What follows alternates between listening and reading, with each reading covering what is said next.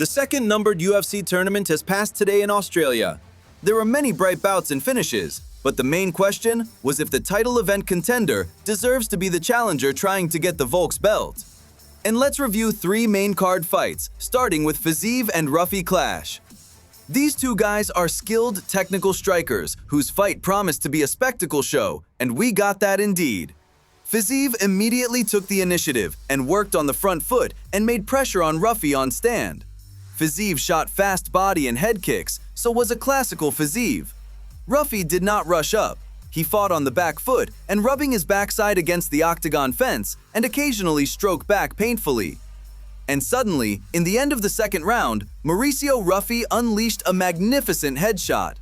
Boom! Right cross, right to the face. It's very painful for Fiziev. It's getting really bad.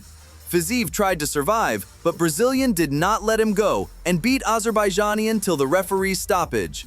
So, Ruffy is on his way to the top 10, and Fiziev again got defeat after his victory over Bahamondes.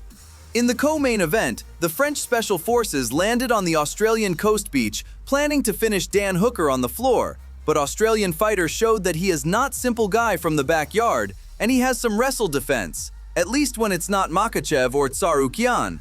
That's why Benoit Saint-Denis met some resistance in the beginning. But the French soldier also showed that he can fight in striking if his opponent is not Dustin Poirier. They both threw a lot of mutual punches, then Saint-Denis included takedowns, and probably afterwards, Hooker decided to demonstrate to Australians who daddy is in the cage and made a fatal mistake trying to ground the French guy. But Saint-Denis used that opportunity, full-mounted Dan Hooker, and started to punish Australian from above, and Herb Dean stopped the fight, saving the rest of the health of Dan Hooker. And Benoit Saint-Denis probably ranks as top 5 or top 6. Maybe even soon we will watch him as the challenger for title shot. And finally, the main event of the evening. All was exactly as I predicted in the previous video. Volk just put out of the pocket his note left after their first fight, made some improvements, and again repeated April's fight. Fighting Dwarf was in better form than in previous fight. We saw nothing new. Super confident Volkanovski, he was not worried about jiu-jitsu of Brazilian and took him down several times. Alexander Volkanovski dominated all 5 rounds and did not let opponent do anything. Even when Lopes put himself as a backpack, we have not seen a submission from Brazilian.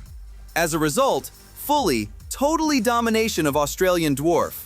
I respect Diego Lopes, but despite this, I think he is too raw for the title shots. Congratulations to Alexander the Great. What's next for the champ? We will know soon.